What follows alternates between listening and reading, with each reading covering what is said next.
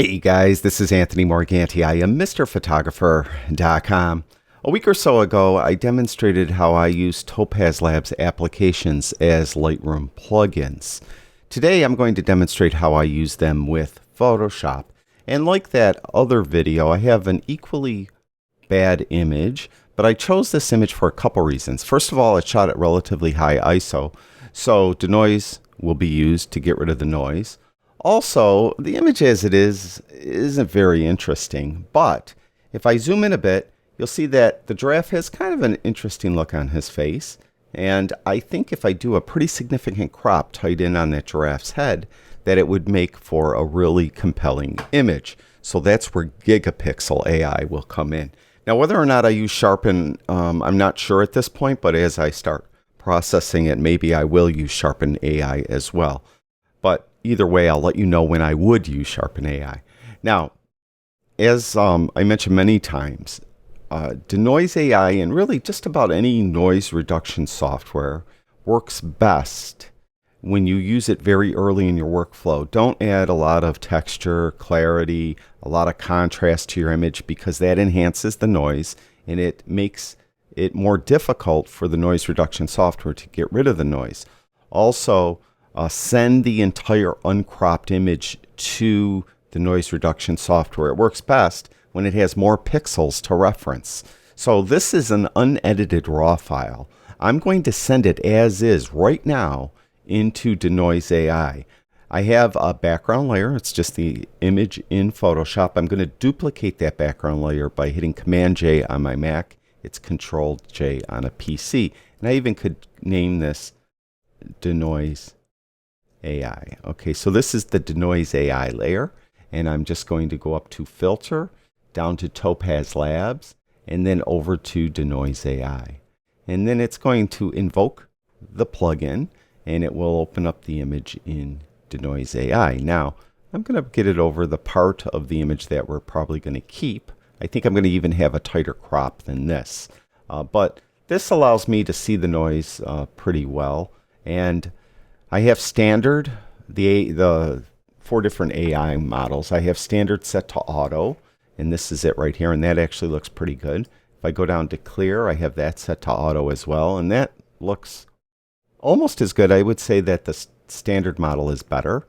And then if I go down to the low light model, that doesn't look as well or as good. If I swap that out with the severe noise model, that one doesn't look as good either. So all of them set to auto, it seems that the standard one is best.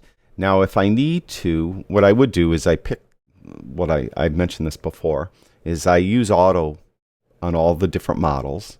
I determine which one of the 4 models looks best with auto. In this case, it's the standard model. And then from that point, I'll move sliders if I think I need to. I don't think I need to. I think it's fine the way it is, so I'm just going to click apply.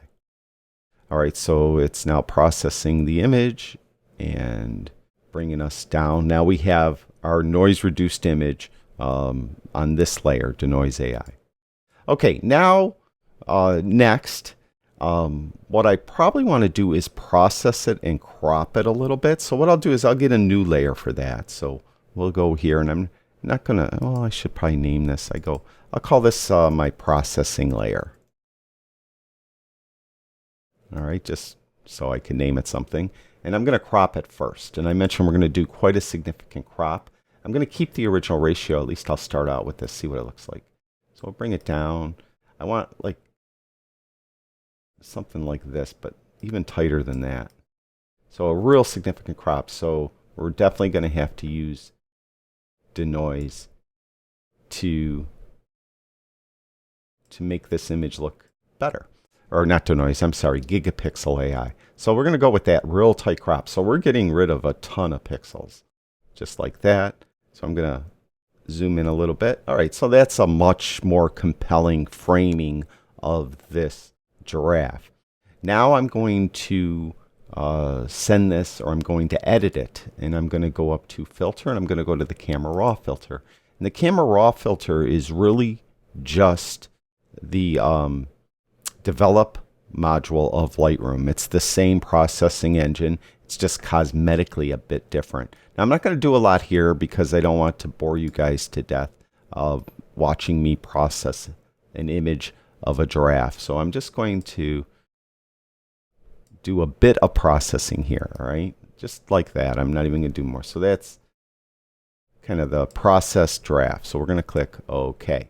All right, now if I look over in the lower half left-hand corner, I could see that this cropped image is 1,586 pixels by 1,057 pixels. So that's pretty small. If I wanted to print this, I probably wouldn't get a very significant print out of it. So I'm going to send it to Gigapixel. But actually, before I do that, I neglected all these. It looks like a bird up here, and there's some dirt on the lens or something like that. So I'm going to get the spot removal tool. Keyboard shortcut for that is the J key. It's right here. And then we'll just come in and we'll get rid of this stuff that's kind of annoying in the background. So that looks pretty good. All right, now, as I mentioned, I want to make it bigger because maybe I want to get a really large print of this. So I'm going to send it to Gigapixel AI at this point. Now, I don't have to create a new layer for Gigapixel AI. You may have noticed if I went up to Filter and then down to Topaz Labs, Gigapixel isn't there. That's because Gigapixel has to be used in a different way with Photoshop. And when you use it in this different way, it will put itself on its own layer automatically. So I don't have to hit Command or Control J right now. What I need to do, though, is go up to File, down to Automate, and then right here, Topaz Gigapixel AI, right there. So we'll open it up there, and you can see it already created a new layer. You might have noticed that on the right. And we'll go over the giraffe's head. All right, now we first have to decide how large we want to make it. As I mentioned, it's 1586 by 1057, and if I go with a 2x scale, it will bring it up to 3172 by 2114. Now, I don't think that's big enough. I want it larger. So what we're going to do is we're going to go to 4x and see what that becomes. It's 6344 by 4228. I like that one much better. So we're going to go with that. We're just going to zoom out a little bit. It's just a little bit too zoomed in. All right, now we have different AI models here. As we go through them, I will put them on auto, similar to what I did with Denoise, and determine which one to me looks better on auto, and then adjust that one from that point forward. So this is the standard mode or model. And then there's the lines. We'll do that. Now that one looks horrible. Hopefully you could see that in the video. Art, that one's bad as well. Go to low resolution. That one actually looks pretty good. We'll go to very compressed. That one I don't like at all. You can see how it's just looking kind of crispy. Let's go to low resolution again and then compare that to standard. It's too bad I can't put those side by side as it is when you're in the view mode. There's only two views, single viewed and side-by-side view. When you're in this side-by-side view, this is the original unenlarged image, and you can't like put two different models next to one another. So there's standard again. It's going to have to update. And there is that low resolution mode. Let it update. Standard, low resolution. They're very close, but I think there's a little less kind of edging going on the giraffe's ear in low resolution mode. So I think we'll go with low resolution mode with just the auto settings. I'm not even going to bother messing around with those. So we'll click apply. Now it's going to bring us back, of course, into Photoshop. And now we have this Gigapixel layer. I told you it does it automatically. I could zoom out. Now, one thing of note, you'll notice in the bottom left-hand corner, it's now the new size, 6344 by 4228. It enlarged everything. So it's not just this layer that is larger. If I turn that layer off, if I even turn all the layers off and I go to the original background layer, it is 6344 by 4228. It enlarged everything. It's just that that's part of the reason why it's not a filter, because filters work on a layer. right? So a filter will just affect the layer that you're on. Whereas because Gigapixel isn't under filter, it's under automate, it automates the actual entire image. So everything is larger. So if I wanted to throw this out and start over, too bad, because I already enlarged everything. I'd have to go up, not close Photoshop down, because if I close Photoshop down, I lose this history panel. So if I wanted to go back to the beginning, I would have to use the history panel and go back before I close Photoshop down. But I kind of like it as is. Now at this point, I would duplicate the layer by hitting Command or Control J and send it to sharpen if I need to. But it is, as you can see, pretty sharp. So I don't think I need to here do that. But I think what I will do, and I could get a new layer. I could just hit Command J, and I could just do another processing layer. I'm not going to waste time typing it in. I'll go up to Filter. I'm going to go to the Camera Raw filter. And all I really want to do is I want to go to Effects, and I want to add a vignette. Something like that, see? Just darken the edges a little bit. And if you needed any additional sharpening that sharpen mightn't be a little bit, overbearing on, you could do sharpening here as well. And that's it. There's my finished image. Now I could export it from Photoshop as a full resolution JPEG. If I want to, I could save it as a TIFF file. So two different ways. Like you could go up to File and go down to Save As.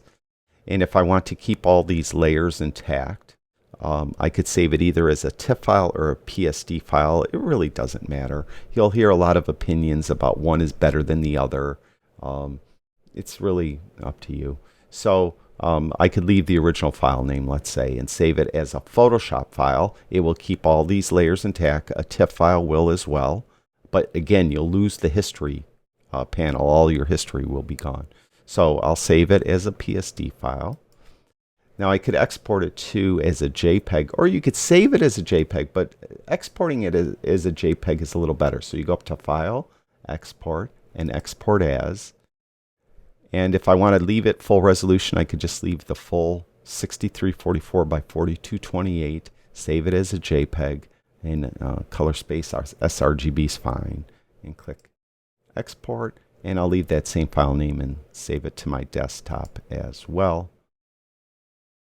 Now because I exported it as a JPEG, if I try to close, like I'll hit Command Q on my Mac to close, it's going to prompt me to just save the PSD file again, because it kind of embeds the history of your export. If I were to resize that, it would remember that. That's all. So you could click Save. But it doesn't matter. You don't have to click Save. It's at that point you already did save it. And here's our JPEG that is now full resolution as far as what I wanted it to be by using Gigapixel. And I could send that off to a lab and get it printed, or if I had a really nice printer at home, I could print that myself. So that's how I would go about using these Topaz Labs applications with Photoshop. I hope that helps you better utilize them with your Photoshop workflow. Thank you, everyone who watches my videos. I really do appreciate it. Talk to you guys soon.